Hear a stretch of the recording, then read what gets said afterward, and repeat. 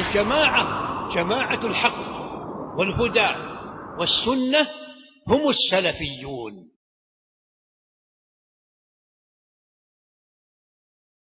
إن الحمد لله نحمده ونستعينه ونستغفره ونعوذ بالله من شرور أنفسنا ومن سيئات أعمالنا، من يهده الله فلا مضل له ومن يضلله فلا هادي له، وأشهد أن لا إله إلا الله وحده لا شريك له، وأشهد أن محمدا عبده ورسوله. يا أيها الذين آمنوا اتقوا الله حق تقاته ولا تموتن إلا وأنتم مسلمون. يا أيها الناس اتقوا ربكم الذي خلقكم من نفس واحدة وخلق منها زوجها وبث منهما رجالا كثيرا ونساء، واتقوا الله الذي تساءلون به والأرحام إن الله كان عليكم رقيبا.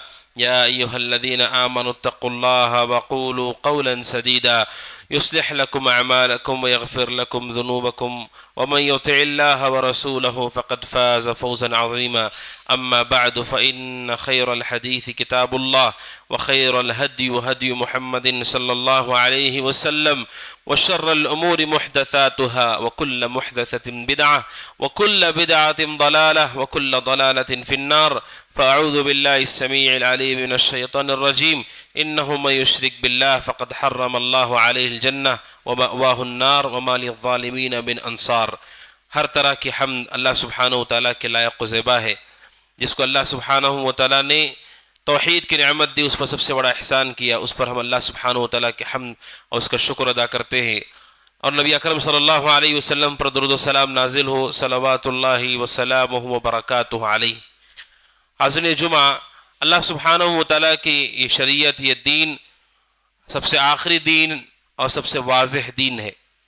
اللہ سبحانہ و تعالیٰ نے اس کے ہر پہلو کو واضح کیا، اجاگر کیا ہے، اور شریعت نے اس دین کی بنیاد کو واضح کیا ہے. اس دین کی بنیاد کیا ہے، اور یہ بھی واضح کیا کہ آنے والی زندگی میں کامیابی کی بنیاد کیا ہے. پوری شریعت، چاہے وہ قرآن ہو چاہے وہ احادیث ہو، اس بات پر صاف دلالت کرتے ہیں کہ ایک انسان کو اس دنیاوی زندگی میں بھیجا جاتا ہے صرف اور صرف ایک مقصد کے لیے، اور وہ مقصد ہے توحید. اسی لیے ہم کو پیدا کیا گیا ہے، اسی توحید کے لیے اللہ سبحانہ و تعالیٰ نے ہمیں وجود بخشا ہے. اور جتنی نعمتیں ہمیں دی گئی ہیں وہ صرف توحید کے لیے دی گئی ہیں. جو فضل اللہ کا ہمارے اوپر ہے وہ صرف توحید کے لیے ہے. یہ سب سے بڑی عبادت ہے، سب سے بڑی نیکی ہے، سب سے بڑی ذمہ داری ہے، سب سے بڑی مسئولیت ہے. کیونکہ قرآن و سنت واضح ہیں کہ کوئی نیکی توحید کے بغیر قابل قبول نہیں ہے. نہ دنیا میں نہ آخرت میں کامیابی مل سکتی ہے. توحید کو چھوڑ کر کبھی نجات نہیں ہے، نہ دنیا میں نہ آخرت میں. اور توحید کی جو ضد ہے وہ شرک ہے اللہ کے ساتھ. جس سے انسان کی توحید ختم ہو جاتی ہے، وہ چیز جو انسان کی توحید کو تباہ و برباد کر دیتی ہے، اس کو شرک کہا جاتا ہے. جس طرح توحید سب سے بڑی نیکی ہے، شرک سب سے بڑا گناہ ہے، سب سے بڑا ظلم ہے. شرک سے بڑا گناہ اس زمین پر نہیں پایا جاتا ہے. گناہ میں سے وہ گناہ جس کو ہم برا تصور کرتے ہیں، کبائر، قتل کرنا، چوری کرنا، ڈاکہ ڈالنا، زمین پر فساد مچانا، یہ سب گناہ ہیں، معصیتیں ہیں. لیکن شریعت بالکل واضح ہے، توحید سب سے بڑی نیکی ہے، تو سب سے بڑا گناہ بھی اس توحید کو ختم کرنے والی چیز یعنی شرک ہے. یہ دونوں آپس میں جڑے ہوئے ہیں کہ کوئی آدمی اللہ سبحانہ و تعالیٰ کی توحید کو قبول کرتا ہے، اس نے سب سے بڑی نیکی کی، اور اگر کوئی شرک کرے تو وہ سب سے بڑا گنہگار ہے. شرک سے بڑا کوئی گناہ اس دنیا میں نہیں پایا جاتا ہے. حضرت لقمان علیہ السلام اپنے بیٹے کو نصیحت کرتے ہوئے کہتے ہیں، اذ قال لقمان لابنه وهو يعظه یا بنی لا تشرک باللہ. اپنے بیٹے کو نصیحت کرتے ہوئے کہتے ہیں، اے میرے بیٹے، لا تشرک باللہ، اللہ کے ساتھ شرک مت کرو، اللہ کے ساتھ شریک مت ٹھہراؤ. ان الشرک لظلم عظیم، کیونکہ شرک سب سے بڑا ظلم ہے. شرک سے بڑا کوئی ظلم نہیں ہے، کیونکہ خالق اور مخلوق کو برابر کر دیا جاتا ہے شرک میں. خالق اور مخلوق کو ایک درجے میں کر دیا جاتا ہے اس شرک میں. اس سے برا اس سے بھیانک اور اس سے غلط کام کیا ہو سکتا ہے کہ خالق اور مخلوق کو ایک درجے میں کر دیا جائے، جبکہ خالق اور مخلوق میں کوئی برابری نہیں ہے۔ اسی لیے قرآن کریم کہتا ہے کہ جب لوگ قیامت کے دن جن کی انہوں نے پرستش کی تھی جب انہیں دیکھیں گے تو کیا کہیں گے؟ تاللہ ان کننا لفی ضلال مبین، کہیں گے اللہ کی قسم ہم تو بہت بڑے گمراہ تھے، ہم تو کھلی گمراہی میں تھے۔ کیوں؟ اذ نسویکم برب العالمین، کہ ہم تم جیسوں کو اللہ کے برابر کرتے تھے۔ وہ اعتراف کریں گے کہ ہم سب سے بڑے گمراہ تھے کہ تم جیسوں کو ہم اللہ کے برابر کرتے تھے۔ کیا مطلب ہے؟ کہ احساس ہوگا اس وقت انہیں کہ اللہ سبحانہ وتعالیٰ کی ذات اور مخلوق دونوں میں کوئی برابری کا تصور نہیں ہے، پھر بھی ہم نے ان کی عبادت کر کے اللہ کے ساتھ انہیں برابر کر دیا۔ سوچئے اللہ سبحانہ وتعالیٰ ہی ہے جو ساری نعمتیں دیتا ہے، اللہ کے علاوہ کوئی نعمتیں دینے والا دنیا میں کوئی نہیں ہے۔ سارے نقصانات کو صرف اللہ ہی دور کرتا ہے، اللہ کے علاوہ کوئی نقصان دور کرنے والا نہیں ہے۔ صرف اللہ سبحانہ وتعالیٰ ہے جو ہمیں مشکلات سے نکال سکتا ہے، اس کے علاوہ مشکلات سے نکالنے والا کوئی نہیں۔ وہی اللہ سبحانہ وتعالیٰ جس کی ذات ہر طرح سے کامل ہے، اس میں کوئی کمی اور عیب نہیں ہے۔ اس کے مقابلے مخلوق کو دیکھیے، مخلوق نہ ہمیں نفع دے سکتے ہیں، نہ نقصان دے سکتے ہیں، نہ مشکلات سے ہمیں نکال سکتے ہیں۔ وہ خود اپنے نفس کے بھی مالک نہیں ہے، اور ان کی ذات ہر طرح سے کمی میں واقع ہے، ان کی شروعات بھی کمی ہے، ان کا اختتام بھی کمی ہے۔ ایسی شخصیتیں، ایسی مخلوق کو اللہ جیسی ذات کے ساتھ ہم نے برابر کر دیا، ہم سے بڑا گمراہ کون ہے؟ یہ قیامت کے دن وہ اعتراف کریں گے، اذ نسویکم برب العالمین، کہ ہم نے تمہیں رب العالمین کے برابر کر دیا۔ لہٰذا میرے بھائیو، شریعت اسلامیہ کہتی ہے یہ سب سے بڑا گناہ ہے۔ اسی لیے سارے نبیوں نے اپنی قوموں کو اسی توحید کی دعوت دی اور اس کی ضد سے لوگوں کو روکا، شرک سے روکا۔ اس دعوت کی اہمیت پتہ چلتی ہے کہ اللہ کے سارے انبیاء نے، رسول نے لوگوں کو اسی توحید کی دعوت دی، اس کے برخلاف اس کا جو ضد ہے شرک، اسے روکا۔ اس کے علاوہ تفصیلات کو بعد میں بتایا گیا۔ قوم نوح نے 950 سال تک اسے قبول نہیں کیا، انکار کرتے رہے، تھوڑے ایمان لانے والے تھے۔ 950 سال تک یہی دعوت جاری رہی، اللہ کے علاوہ کوئی سچا معبود نہیں، اس کے ساتھ کسی کو شریک نہ کیا جائے۔ 950 سال تک یہی دعوت لوگوں کو دی گئی کہ آپ کی عبادتیں بعد میں آتی ہیں، سب سے پہلے خالق کی شناخت ہو کہ اللہ کے برابر ہمیں کسی کو نہیں کرنا ہے، یہ پہلی شناخت ہمارے پاس ہو۔ باقی آپ کی نماز، روزہ، زکوٰۃ کا کوئی فائدہ نہیں ہے۔ اگر اللہ کے ساتھ ہم نے مخلوق کو برابر کر دیا، اس سے گھٹیا کوئی عمل نہیں ہو سکتا ہے، پھر آپ کی نمازوں، روزوں، زکوٰۃ، حج اور تلاوت کا کوئی فائدہ نہیں ہے۔ سارے نبیوں نے اسی لیے اسی توحید کی دعوت دی۔ یہ دعوت کا مرکز ہے، یہی بنیاد ہے عقیدہ توحید لا الہ الا اللہ، اور اس کے جو مخالف ہیں وہ شرک، اسی کی دعوت سب سے بنیادی دعوت ہے۔ اور کتاب و سنت نے واضح کیا ہے کہ شرک اتنا قبیح ہے، اتنا برا ہے۔ اب دنیاوی زندگی میں دیکھیے، انسان اپنے چھوٹے نفع میں کسی کو شریک نہیں کرنا چاہتا۔ آپ کو بہت بڑا فائدہ ہو، کیا وہ فائدہ لا کے لوگوں میں بانٹ دیتے؟ انسان اللہ کی رضا کے لیے کچھ دیتا ہے، نفع میں وہ بھی کسی کو شریک نہیں کرنا چاہتا ہے۔ چھوٹا سا بچہ ہو، گود میں اپنی ماں کے کوئی اور بچہ دیکھے تو اسے نکال دیتا ہے گود سے، کیونکہ وہ چاہتا ہے کہ ساری محبتیں اسے ملیں۔ کوئی شوہر پسند کرے گا کہ اس کی بیوی جو اس کے عقد میں ہے، اسے کوئی غیر محرم دیکھے، کون پسند کرے گا اسے؟ یہ انسان اپنی چھوٹی ذات کے ساتھ، چھوٹے جذبات کے ساتھ یہ نہیں چاہتا کہ اس کی محبت میں کوئی شریک ہو، اس کے نفع میں کوئی شریک ہو، اس کی زوجیت میں جو بیوی اس کے ساتھ کوئی داخل ہو، آدمی پسند نہیں کرتا ہے۔ جب اللہ سبحانہ وتعالیٰ کی بات آتی ہے، جس نے سب کچھ ہمیں دیا ہے، جو پیدا کرتا ہے اور موت دیتا ہے، وہی دوبارہ کھڑا کرے گا، اس ذات کی کوئی اہمیت ہمارے پاس نہیں۔ اور کتنے لوگوں کو اللہ کے سوا ہم پکارتے ہیں، یہ افسوس کی بات ہے۔ شرک سب سے قبیح ہے، سب سے برا ہے، زنا سے بدتر ہے یہ کہ کوئی آدمی زنا کرتا ہے، زناکار ہے، زانی کو رجم کیا جائے گا، شریعت کی سخت ترین سزا ہے، لیکن اس سے برا ہے اللہ سبحانہ وتعالیٰ کے ساتھ دوسرے کو شریک کرنا۔ اسی لیے شرک کی قباحت کو شریعت نے بیان کیا۔ شریعت یہاں تک کہتی ہے، اللہ سبحانہ وتعالیٰ کہتا ہے یا ایھا الذین آمنوا انما المشرکون نجس فلا يقربوا المسجد الحرام. اللہ سبحانہ و تعالیٰ کہتا ہے اے وہ لوگوں جو ایمان لائے ہو، انما المشرکون نجس، بے شک مشرک ناپاک ہیں، نجس ہیں، وہ گندے ہیں. جس طرح سے خنزیر، جس طرح سے کتے کا لعاب نجس ہے، اسی طرح انما المشرکون نجس، اسی طرح مشرک بے ناپاک ہیں. اللہ سبحانہ و تعالیٰ انہیں ناپاک کہتا ہے. ان کے جسموں کی طہارت اور ان کے گھروں کی صفائی، ان کے لباس کی صفائی، انہیں ان کے دل کی صفائی سے کیسے کافی ہو جائے گی؟ اللہ سبحانہ و تعالیٰ کہتا ہے کہ یہ ناپاک ہے، نجس ہے. جس دل کے اندر اللہ سبحانہ و تعالیٰ کی ذات کے ساتھ دوسروں کو شریک کیا گیا ہو، وہ کیسا پاک انسان ہے، اور اس کی پاکی کا کوئی فائدہ نہیں ہے. اللہ سبحانہ و تعالیٰ نجس کہا، اسے ناپاک کہا. اور سوچے کتنا قبیح ہے یہ کہ اللہ سبحانہ و تعالیٰ ناپاک کہا مشرکوں کو، اگرچہ کہ وہ غسل بھی کرتے ہو، اگرچہ کہ اچھا لباس بھی پہنتے ہو، کیونکہ ان کا شرک انہیں گندا کر دیتا ہے. اور اللہ سبحانہ و تعالیٰ کو شرک اس قدر قبیح اور ناپسندیدہ ہے. اللہ سبحانہ و تعالیٰ کہتا ہے وَلَا تَنْكِحُوا الْمُشْرِكَاتِ حَتَّى يُؤْمِنْ وَلَأَمَةٌ مُؤْمِنَةٌ خَيْرٌ من مشرکہ. اللہ سبحانہ و تعالیٰ کہتا ہے کہ مشرکہ عورتوں سے شادی مت کرو.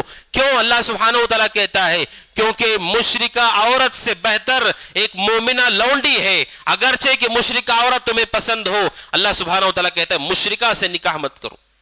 یہ دنیاوی معاملات ہیں، یہ دنیاوی امور ہیں، لیکن دنیاوی امور میں اللہ سبحانہ و تعالیٰ کہتا ہے کہ مشرکہ عورت سے نکاح مت کرو. اور مردوں کو بھی حکم دیا، عورتوں کو بھی یہی کہا گیا وَلَا تُنْكِحُوا الْمُشْرِكِينَ حَتَّى يُؤْمِنُوا. اللہ سبحانہ و تعالیٰ کہتا ہے کہ مشرکوں سے نکاح مت کرواؤ اپنے بیٹیوں کا. کیوں؟ وَلَا عَبْدٌ مُؤْمِنٌ خَيْرٌ مِّن مُشْرِكٍ. اللہ سبحانہ و تعالیٰ کہتا ہے ایک غلام جو توحید پر ہے وہ بہتر ہے اس مشرک سے جسے ہم پسند کر رہے ہیں. یہ شرک کی قباحت ہے. اللہ سبحانہ و تعالیٰ پسند نہیں کرتا ہے کہ توحید پر ہو اور کوئی آدمی توحید پر ہوتے ہوئے کسی کافرہ سے نکاح کر لے، کوئی توحید پرست خاتون کسی کافر کے ساتھ بھاگ جائے اور اس سے وہ نکاح کر لے. دونوں کی کوئی جوڑی نہیں ہے، کیونکہ شرک اتنا قبیح ہے کہ اللہ سبحانہ و تعالیٰ اسے پسند نہیں کرتا ہے. صرف عبادتوں کی بات نہیں ہے، ہمیں معاملات کرتے ہوئے بھی کہا گیا کہ ہم ان سے نکاح نہ کریں. اور اس شرک کی قباحت ہے. شریعت کہتی ہے اگر مشرکین نے کسی ذبیحے کو ذبح کیا ہے، کافروں نے ذبح کیا ہے اور اللہ کا نام نہیں لیا ہے، اللہ سبحانہ و تعالیٰ کہتا ہے وَلَا تَأْكُلُوا مِمَّا لَمْ يَذْكُرِ اسْمَ اللَّهِ عَلَيْهِ وَإِنَّهُ لَفِسْقٌ. اللہ کہتا ہے اس ذبیحے کو نہ کھاؤ جس پر اللہ کا نام نہیں لیا گیا، اور یہ گناہ کا کام ہے.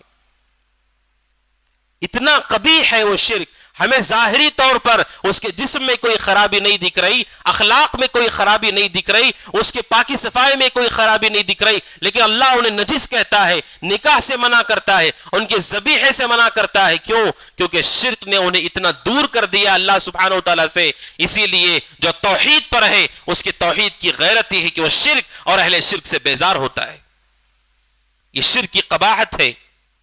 اور شرک اتنا قبیح جرم ہے شریعت کے نزدیک کہ شرک کرنے والے کا ہر عمل، چاہے جتنا بڑا عمل اس نے کیا ہو، اگر اللہ کے ساتھ اس نے شرک کیا سارے اعمال کو اللہ برباد کر دیتا ہے، سارا عمل تباہ ہو جاتا ہے. پوری زندگی کوئی آدمی اگر عمل صالح کرتا رہے، مرنے سے پہلے شرک کرے اللہ کے ساتھ، ساری زندگی کے اعمال برباد ہو جائیں گے. اور اس بات کو کیسے امت کے سامنے رکھا گیا؟ اللہ سبحانہ وتعالیٰ کہتا ہے وَلَئِنْ أَشْرَكْتَ لَيَحْبَطَنَّ عَمَلُكَ وَلَتَكُونَنَّ مِنَ الْخَاسِرِينَ. اے اللہ کے نبی اگر آپ نے بھی شرک کیا، ممکن نہیں ہے یہ. اللہ سبحانہ وتعالیٰ نے نبی سے مخاطب ہو کر ساری امت کو واضح کر دیا کہ جب نبی کے بارے میں کہا جا رہا ہے اگر آپ نے شرک کیا اللہ سبحانہ وتعالیٰ آپ کے سارے اعمال برباد کر دے گا اور آپ ہمیشہ گھاٹا اٹھانے والوں میں سے ہو جائیں گے، تو پھر کسی اور کا عمل کیسے قبول ہوگا؟ اور اسی طرح مشرکوں کو مایوس کر دیا گیا ہے کہ جب رسول کے بارے میں ایسا کہا جا رہا ہے تو پھر نجات کی کوئی امید مت رکھنا.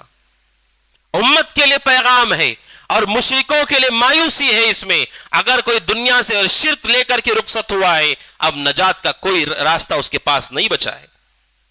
اسی لیے کہا گیا آپ نے شرک کیا، جبکہ انبیاء اور اللہ کے نبی علیہ الصلوۃ والسلام پوری زندگی توحید کی دعوت دیتے رہے. یہ اصل میں ہم سب کے لیے پیغام ہے. یہ توحید سب سے بڑی امانت ہے، سب سے بڑی ذمہ داری، سب سے بڑی عبادت ہے. لہٰذا اسے سمجھیں، اسے پڑھیں، اسے جانیں کہ توحید کیا ہے اور شرک کیا ہے اور کیسے انسان اسلام سے خارج ہو جاتا ہے. اور اس شرک کی قباحت ہے اللہ سبحانہ و تعالیٰ شرک کا گناہ اگر کوئی آدمی اس پر مر جائے اللہ سبحانہ و تعالیٰ اسے معاف نہیں کرتا ہے، اسے معاف نہیں کیا جاتا ہے، چاہے وہ کوئی بھی آدمی ہو۔ اللہ سبحانہ و تعالیٰ کہتا ہے ان اللہ لا یغفر ان یشرک بہ ویغفر ما دون ذلک لمن یشاء، کہ بے شک اللہ سبحانہ و تعالیٰ اس کو معاف نہیں کرتا جو اللہ کے ساتھ شرک کرتا ہے، اللہ سبحانہ و تعالیٰ اسے معاف نہیں کرتا ہے، اور اس کے علاوہ گناہ ہے اگر چاہے گا تو معاف کرے گا، لیکن شرک کو اللہ تبارک و تعالیٰ معاف نہیں کرے گا، اور کسی سے اللہ سبحانہ و تعالیٰ نہ معاف کرے گا نہ عذاب میں ان کے لیے ہلکا پن لایا جائے گا، بلکہ وہ مسلسل نار جہنم میں رہیں گے۔ شرک اس قدر قبیح اور خطرناک اور برا گناہ ہے کہ اللہ سبحانہ و تعالیٰ نے ہمیں واضح کر دیا کہ اس پر کوئی معافی نہیں ہے۔ زنا ہے، چوری ہے، قتل ہے، دیگر گناہوں کی فہرست ہے، وہاں مایوسی نہیں ہے۔ اگر کوئی آدمی دنیا سے چلا گیا اگر اللہ چاہے گا تو معاف کرے گا، نہیں تو جہنم میں جائے گا، اور جب تک اللہ چاہے گا رہے گا پھر نکالا جائے گا۔ لیکن مشرک کے لیے پوری طرح سے مایوسی ہے اگر اس پر وہ مر گیا۔ اللہ سبحانہ و تعالیٰ اللہ سبحانہ و تعالیٰ کہتا ہے ان اللہ لا یغفر، بے شک اللہ سبحانہ و تعالیٰ اسے معاف نہیں کرے گا۔ اب سوچئے کتنی اہم ذمہ داری ہے ہماری، ہم اپنے آپ کو شرک سے بچائیں، اپنے گھر والوں کو شرک سے بچائیں کہ اس کے ساتھ کوئی معافی نہیں ہے، چاہے شرک کرنے والا کوئی بھی ہو، کسی نبی کا بیٹا کیوں نہ ہو۔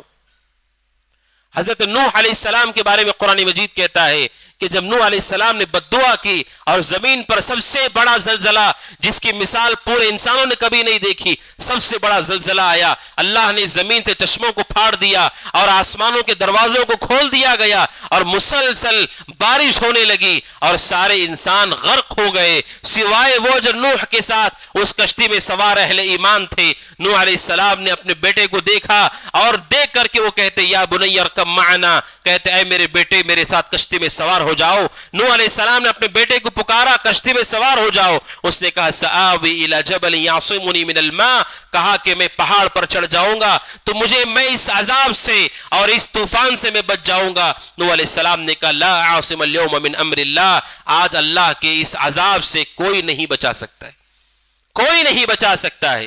نوح علیہ السلام اسے سمجھاتے رہے لیکن اس نے قبول نہیں کیا۔ فحال بینہم الموج فکان من المغرقین، ان دونوں کی گفتگو کے درمیان اچانک ایک بہت بڑی موج اٹھی اور اس نے نوح کے بیٹے کو غرق کر کے ختم کر دیا۔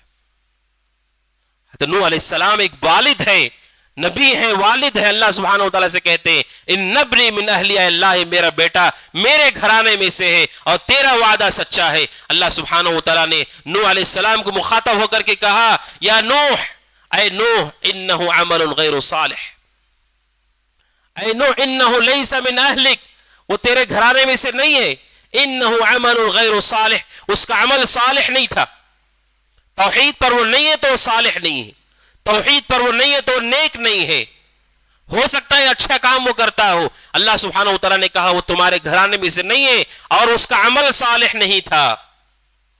اللہ سبحانہ و تعالیٰ نے نوح علیہ السلام کے سامنے واضح کر دیا شرک پر مرنے والا، کفر پر مرنے والا، اس کی نجات کی کوئی راہ باقی نہیں ہے۔ جب نبی کے بیٹے کے لیے باقی نہیں ہے پھر ہمارے لیے کہاں باقی ہوگی؟ انبیاء جنہوں نے سب سے زیادہ اللہ کو خوش کیا، سب سے زیادہ اللہ کو راضی کیا، جن پر اللہ کی وحی اترتی ہے، اتنے انبیاء اور رسول دنیا میں بھیجے گئے، جب ان کے بارے میں کہا گیا اور ان کے بیٹے کے بارے میں کہا گیا، ابراہیم علیہ السلام کے والد کے بارے میں کہا گیا، اب سوچئے ہم میں سے اور آپ میں سے عام لوگوں میں سے کون بچ سکتا ہے اگر وہ شرک کے ساتھ دنیا سے جائے؟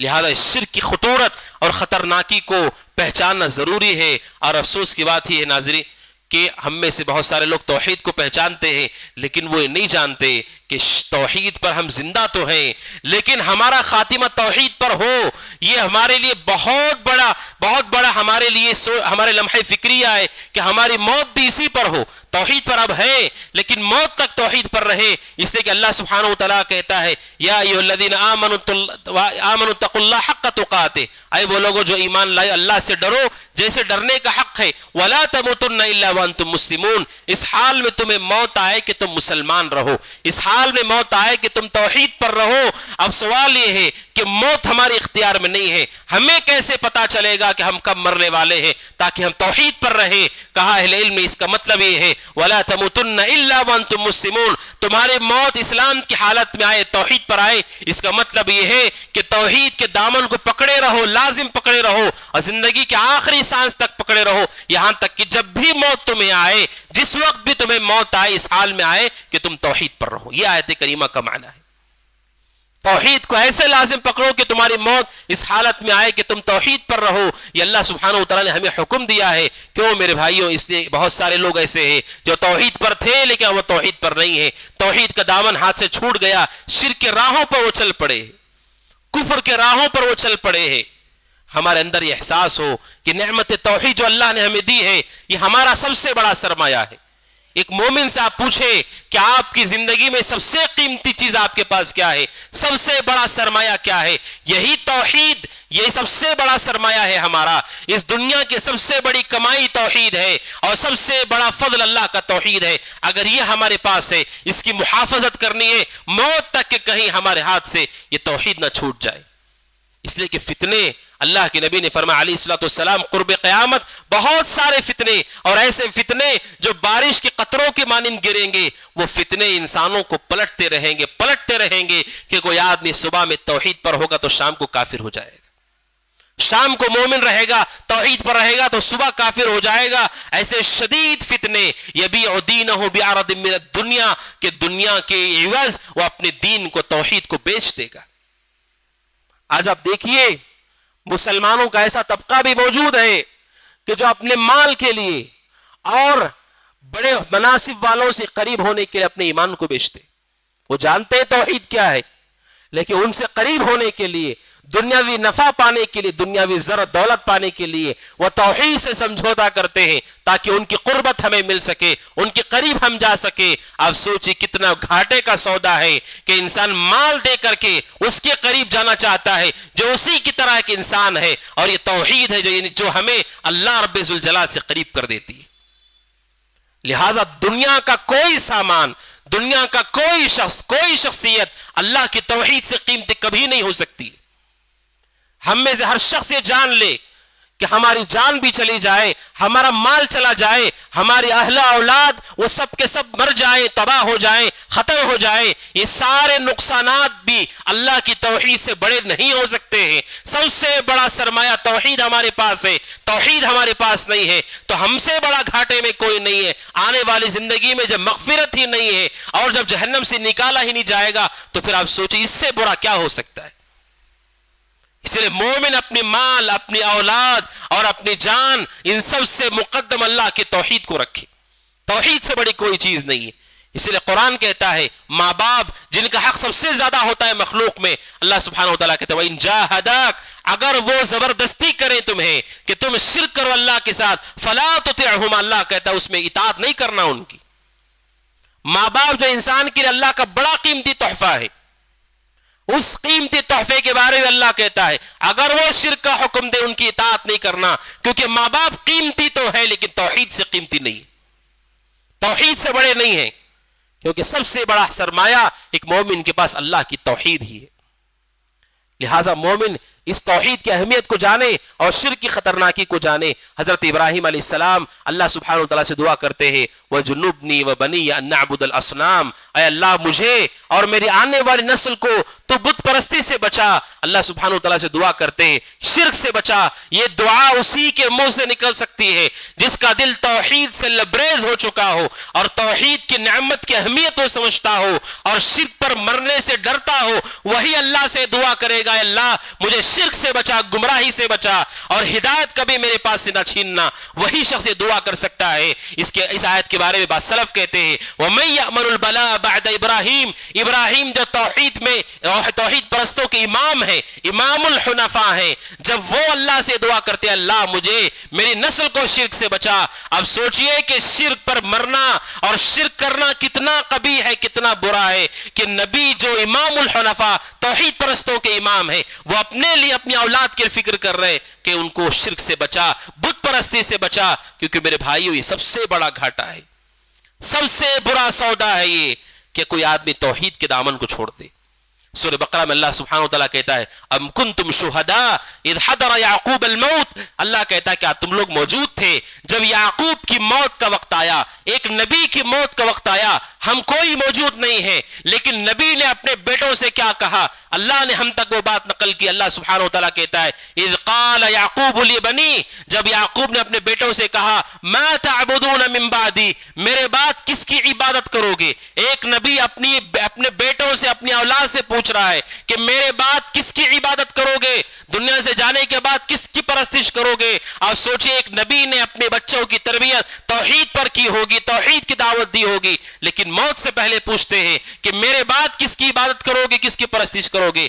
انہوں نے کہا قالوا نعبد الہک و الہ آبائک ابراہیم و اسماعیل و اسحاق الہ واحدا، بیٹوں نے کہا کہ ہم آپ کے مرنے کے بعد، آپ کے فوت ہونے کے بعد اسی معبود کی عبادت کریں گے، نعبد الہک، جو آپ کا معبود ہے اللہ، و الہ آبائک، اور آپ کے باپ داداؤں کا معبود ہے اللہ، ابراہیم و اسماعیل و اسحاق، جو اللہ سبحانہ وتعالی ہے وہ ابراہیم کا بھی رب ہے، اسماعیل کا بھی رب ہے، اسحاق کا بھی رب ہے، الہ واحدہ، وہ ایک معبود برحق ہے، ہم اسی کی عبادت کریں گے۔ اور کہا وَنَحْنُ لَهُ مُسْلِمُونَ، اور اپنے والد سے کہتے جو فوت ہونے والے ہیں، کہتے وَنَحْنُ لَهُ مُسْلِمُونَ، اور اس ایک معبود کی عبادت کے ساتھ ہم اس کے فرما بردار بن کر رہیں گے، یعنی عمل کریں گے۔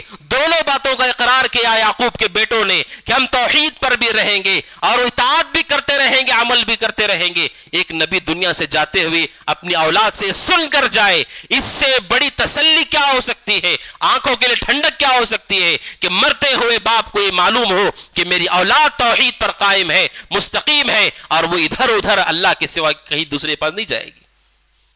یعقوب علیہ السلام اپنی اولاد سے کہہ رہے ہیں، آپ سوچئے کیا یہ منظر آپ میں سے، ہم میں سے کسی نے دیکھا ہے کہ مرنے والا اپنے بیٹوں سے، کیونکہ توحید کی وہ غیرت ہمارے پاس نہیں ہے، توحید کی وہ اہمیت ہمارے پاس نہیں ہے، توحید کی وہ سمجھ ہمارے پاس نہیں ہے کہ ہم اسے پہچان سکے کہ توحید کتنی بڑی نعمت ہے اور شرک کتنا قبیح ہے اور کتنا برا ہے۔ یہی وہ شرک ہے جس کے سارے راستوں کو اللہ نے بند کر دیا ہے۔ سورہ سبا میں اللہ سبحانہ وتعالیٰ کہتا ہے کوئی بھی آدمی شرک کرتا ہے، کسی کو اللہ کے ساتھ شریک کرتا ہے تو نفع ملے گا اس لیے شریک کرتا ہے، فائدہ ہوگا ہمیں یہاں نہیں تو وہاں، فائدے کے لیے ہی اللہ کے ساتھ کوئی بھی آدمی شریک کرتا ہے۔ سورہ سبا میں 2 آیتیں ایسی ہیں جس کے بارے میں اہل علم کہتے ہیں جس نے سارے شرک کے جڑوں کو کاٹ دیا ہے۔ ان 2 آیتوں میں دنیا کے ہر شرک کا رد کر دیا گیا ہے۔ قل ادعوا الذین زعمتم من دون اللہ لا یملکون مثقال ذرۃ فی السماوات ولا فی الارض، اللہ سبحانہ وتعالیٰ کہتا ہے کہ جن کو پکارا جاتا ہے، جنہیں گمان ہے، اللہ سبحانہ وتعالیٰ کہتا ہے لا یملکون مثقال ذرۃ فی السماوات ولا فی الارض، اللہ کے سوا جنہیں بھی پکارا جاتا ہے زمین و آسمان میں وہ کسی چیز کے مالک نہیں ہے، کسی چیز کے مالک نہیں ہے، اللہ کے علاوہ کسی بھی چیز کا کوئی مالک نہیں ہے۔ یہ پہلا رد ہے کہ اللہ کے علاوہ اگر کوئی آدمی کسی کو مالک سمجھ کر کے جاتا ہے تو جان لو کہ اللہ سبحانہ وتعالیٰ کہتا ہے لا یملکون مثقال ذرہ، ذرہ کے برابر بھی کسی کے پاس کوئی ملکیت نہیں ہے۔ موت اور حیات اور دوبارہ کھڑا کرنا یہ تو بہت دور کی چیزیں ہیں، مثقال ذرہ، ذرہ برابر بھی کوئی مالک نہیں ہے۔ لا یملکون مثقال ذرۃ فی السماوات وما فی الارض وما لهم فیہما من شرک۔ اور دوسرا اللہ سبحانہ وتعالیٰ کہتا ہے اللہ کے علاوہ کوئی نہیں ہے جو اللہ سبحانہ وتعالیٰ کا شریک ہو اس زمین میں اور اس آسمان میں، نہ کوئی مالک ہے نہ کوئی شریک ہے۔ کیوں؟ یا تو انسان مالک سمجھ کر کے انہیں پکارتا ہے، اللہ کو چھوڑ کر کسی اور کو پکارتا ہے، مالک نہیں سمجھتا تو یہ عقیدہ رکھتا ہے کہ یہ اللہ کا شریک ہوگا۔ اللہ سبحانہ وتعالیٰ کہتا ہے ان دونوں میں کوئی اس کا شریک نہیں ہے، اس کا کوئی پارٹنر نہیں ہے۔ وما له منهم من ظہیر، تیسرا اللہ سبحانہ وتعالیٰ کہتے ہیں اور اللہ سبحانہ وتعالیٰ کا کوئی مددگار بھی نہیں ہے کہ ہاں شریک تو نہیں ہے یہ اللہ کا، لیکن اللہ کے نظام چلانے میں اللہ کا ساتھ دیتے ہیں۔ اللہ کہتا ہے کوئی کائنات میں کوئی ایسا نہیں ہے جو میرا مددگار ہو، حکومت چلانے میرا ساتھ دیتا ہو۔ اور چوتھا کہا آگے کی آیت میں ولا تنفع الشفاعۃ الا، اللہ سبحانہ وتعالیٰ کہتا ہے شفاعت، کوئی شفاعت نفع نہیں پہنچائے گی، ولا تنفع الشفاعۃ الا لمن اذن له، اللہ سبحانہ وتعالیٰ کہتا ہے کوئی شفاعت نفع نہیں پہنچائے گی سوا جس کے اللہ اجازت دے گا۔ یعنی لوگ اللہ سبحانہ وتعالیٰ کے علاوہ لوگوں کو پکار رہے کیونکہ انہیں لگتا ہے مرنے کے بعد وہ قیامت کی دن ہماری سفارش کریں گے۔ اللہ نے اس کی بھی نفی کر دی کہ اب اللہ سبحانہ وتعالیٰ کی طرف سے فیصلہ ہے، مشرکوں کے لیے کوئی شفاعت نہیں۔ 4 اسباب ہے جس کی وجہ سے لوگ اللہ کو چھوڑ کر دوسرے کو پکارتے ہیں، یا تو وہ اسے مالک سمجھتے ہیں، یا تو اللہ کا شریک سمجھتے ہیں، یا اللہ کا مددگار سمجھتے ہیں، یا کم از کم سفارش کرنے والا کہ اس کا بہت اونچا مرتبہ ہے اللہ کے پاس تو ہمیں بچا لے گا۔ ان 4 اسباب سے دنیا کے سارے مشرکین شرک کرتے ہیں، اور سورہ سبا کی ان دونوں آیاتوں میں اللہ نے ان 4 اسباب کی نفی کی ہے۔ نہ کوئی مالک ہے اللہ کے سوا، نہ اللہ کا کوئی شریک ہے، اور نہ کوئی اللہ کا مددگار ہے، اور نہ مشرکوں کے لیے کوئی شفاعت ہونے والی ہے۔ ان 2 آیاتوں نے سارے شرک کے جڑوں کو کاٹ دیا ہے۔ اس سے واضح کون سی آیت ہوگی جو ہمارے سارے اصول کو ختم کرنے والی ہو، جو شرک کے لیے گھڑے گئے ہیں؟ اور ترتیب سے سب سے پہلے بادشاہت، ملکیت، اس کا انکار کر دیا گیا۔ پھر ملکیت تو نہیں، صرف پارٹنر ہے، شریک، اس کا بھی انکار کر دیا گیا۔ پارٹنر نہیں، شریک نہیں، صرف مددگار ہے، اس کا بھی انکار کر دیا گیا۔ مددگار نہیں، صرف اللہ کے سامنے سفارش کریں گے، اس کا بھی انکار کر دیا گیا۔ پھر کیوں اللہ کے ساتھ دوسرے کو ہم پکارے؟ جب کوئی مالک نہیں، کوئی شریک نہیں، کوئی مددگار نہیں، کوئی سفارش کرنے والا نہیں اللہ کی اجازت کے بغیر، تو پھر اللہ کے علاوہ کسی کو ہم کیوں پکارے؟ یہ شرک ہے جس کے سارے جڑوں کو اللہ نے کاٹ دیا ہے۔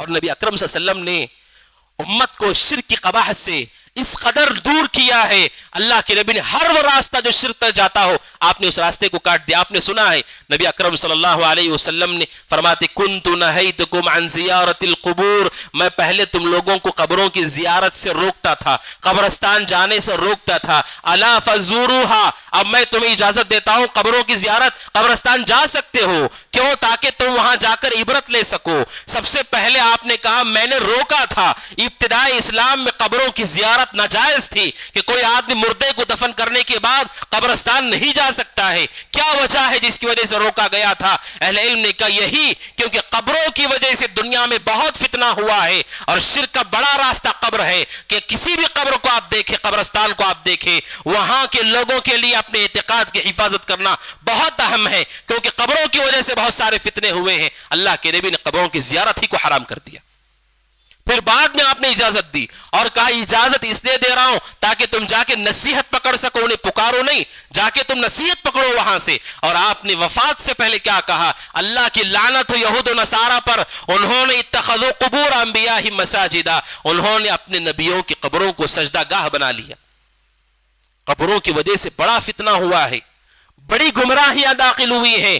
آپ نے ان قبروں کے حوالے سے واضح کر دیا قبروں کے رخ کر کے نماز نہ پڑھو۔ اللہ کے نبی علیہ الصلوۃ والسلام نے قبروں پر بیٹھنے سے، اس کی طرف رخ کرنے سے، اور اللہ کے نبی علیہ الصلوۃ والسلام نے اسے پختہ کرنے سے، اس پر لکھنے سے، ان ساری چیزوں سے آپ نے منع کر دیا، کیونکہ آپ جتنا اس طرح سے تعلق بڑھائیں گے اسی قدر توحید کمزور ہو جائے گی۔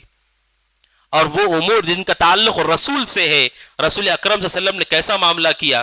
مشہور حدیث ہے، صحیح مسلم کی حدیث، ربیعہ بن کعب اسلمی رضی اللہ تعالیٰ عنہ مشہور صحابی ہیں جو رسول اکرم صلی اللہ علیہ وسلم کی خدمت کرتے تھے، دن میں بھی اور رات میں بھی خدمت کرتے تھے۔ حضرت ربیعہ بن کعب کہتے ہیں ایک مرتبہ میں سویا ہوا تھا مسجد نبوی میں، اللہ کے نبی جاگے، مجھے معلوم ہو گیا، میں نے فوراً اللہ کے نبی کے لیے وضو کا پانی اور ضروریات کا سامان تیار کیا، مسواک وغیرہ، اور رات کی اس تنہائی میں اللہ کے نبی کے پاس میں لایا، آپ کی خدمت کر رہا تھا میں، تو اللہ کے نبی علیہ الصلوۃ والسلام خوش ہو گئے کہ وہ دن میں بھی خدمت کرتے، رات میں بھی خدمت کرتے۔ آپ نے حضرت ربیعہ بن کعب سے کہا سل، کہا ربیعہ تمہیں کچھ چاہیے تو پوچھو، تمہیں کچھ چاہیے تو پوچھو۔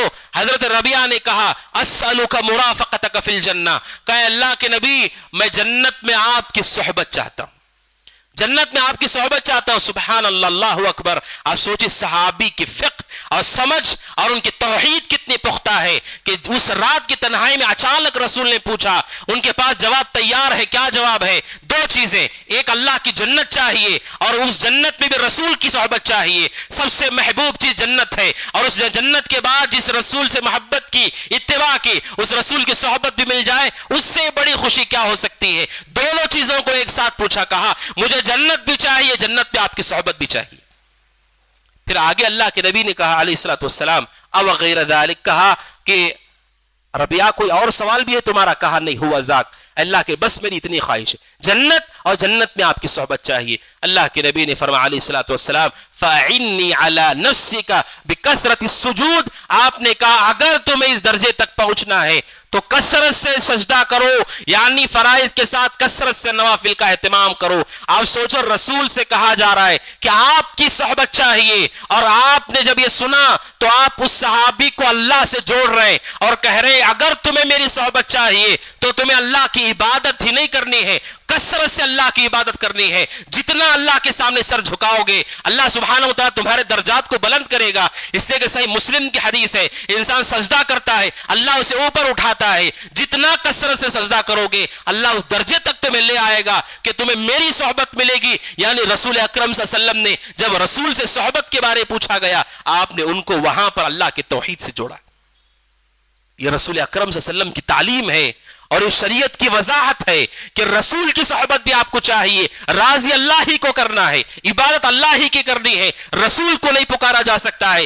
آپ نے صحابی سے کہا میری صحبت چاہیے، کثرت سے سجدہ کرو، نوافل پڑھو، اللہ تبارک و تعالیٰ تمہیں وہ درجہ نصیب کرے گا۔ میرے بھائیوں یہ توحید ہے اور اس شرک کی قباحت ہے کہ نبی اکرم صلی اللہ علیہ وسلم نے اس کے سارے راستوں کو بند کر دیا۔ اور بخاری ہی کی حدیث ہے ابو ہریرہ رضی اللہ عنہ نے اللہ کے نبی علیہ الصلوۃ والسلام سے پوچھا اے اللہ کے نبی من اسعد الناس بشفاعتک یوم القیامہ، کہا ہے اللہ کے نبی آپ کی سفارش کا سب سے زیادہ حقدار کون ہے؟ قیامت کے دن رسول سفارش کریں گے امتیوں میں سے جو نافرمان ہیں، کبیرہ گناہ کرنے والے ہیں، ان کے لیے سفارش کریں گے۔ کہا اللہ کے نبی کون سب سے زیادہ آپ کی سفارش کا حقدار ہے؟